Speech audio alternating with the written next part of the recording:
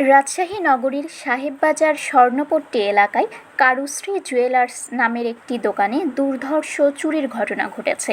দুর্বৃত্তরা পাশের দোকানের দেওয়াল কেটে প্রায় ২০০ ভরি স্বর্ণ, ১২০০ ভরি রূপা এবং নগদ ২৫ লাখ টাকা লুট করে নিয়ে গেছে। এ ঘটনার প্রতিবাদে ও জড়িতদের গ্রেফতারের দাবিতে রাজশাহীর সব জুয়েলারির দোকান অনির্দিষ্টকালের জন্য বন্ধ রাখার ঘোষণা দিয়েছে বাংলাদেশ জুয়েলার্স সমিতি। বৃহস্পতিবার রাত থেকে শুক্রবার দিবাগত রাতের কোনো এক সময়ে এই চুরির ঘটনা ঘটে বলে ধারণা করা হচ্ছে। সংশ্লিষ্ট সূত্রে জানা যায়, সাহেববাজার এলাকার আবাসিক স্বর্ণা হোটেলের নিচ তলায় আফিয়া জুয়েলার্স ও কারুশ্রী জুয়েলার্স পাশাপাশি অবস্থিত। দুর্বৃত্তরা প্রথমে আফিয়া জুয়েলার্সের শোরুমের তালা খুলে ভেতরে প্রবেশ করে। এরপর দুটি শোরুমের মাঝখানে লাগোয়া দেওয়াল কেটে কারুশ্রী জুয়েলার্সের ভেতরে ঢোকে। সেখান থেকে তারা সিন্দুক ও শোকেজে থাকা সমস্ত স্বর্ণালংকার, চাঁদি এবং নগদ টাকা লুট করে নির্বিঘ্নে পালিয়ে যায়। তবে ওই সময় পাশের আফিয়া জুয়েলার্স কোনো মালামাল ছিল না বলে জানা গেছে। কারুশ্রী জুয়েলার্সের মালিকপক্ষ জানিয়েছে, দোকান থেকে আনুমানিক ২০০ ভরি স্বর্ণ, ১২০০ ভরি চাঁদি এবং নগদ ২৫ লাখ টাকা চুরি হয়েছে। এদিকে চুরির ঘটনার তীব্র নিন্দা ও প্রতিবাদ জানিয়েছে বাজুস।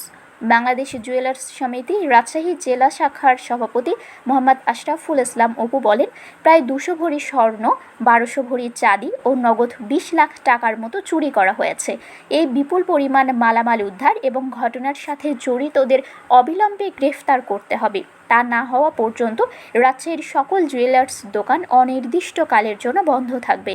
চুরির খবর পেয়ে রাজশাহী মেট্রোপলিটন পুলিশের সিআইডি ও ফরেনসিক দলের সদস্যরা দ্রুত ঘটনাস্থলে পৌঁছে আলামত সংগ্রহ করেন।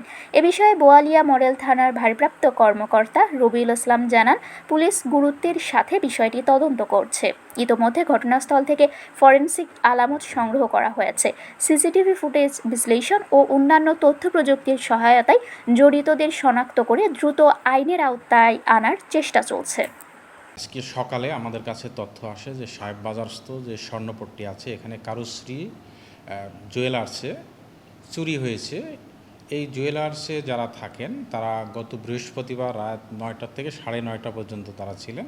এরপরে বন্ধ করে চলে গিয়েছেন। শুক্রবারে বন্ধ ছিল। আজকে সকাল ৯:৩০টার দিকে আসার পরে তাদের রুম খুলে দেখছে পাশের যেই জুয়েলার্স আছে ওইটা দিয়ে কে বা কারা ঢুকে ওয়ালটা কেটে এই জুয়েলার্সে প্রবেশ করছে এবং তাদের এখান থেকে বেশ কিছু পরিমাণ স্বর্ণ এবং তাদের মতে টাকা পয়সা নিয়ে গিয়েছে।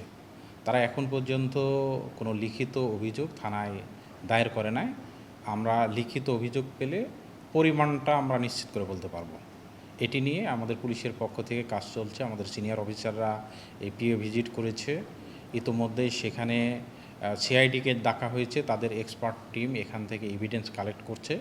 আমরা তথ্য প্রযুক্তি এবং লোকাল সোর্সের সর্বোচ্চ সমন্বয় ঘটিয়ে এই ঘটনাকে আমরা দ্রুত উদ্ঘাটন করব।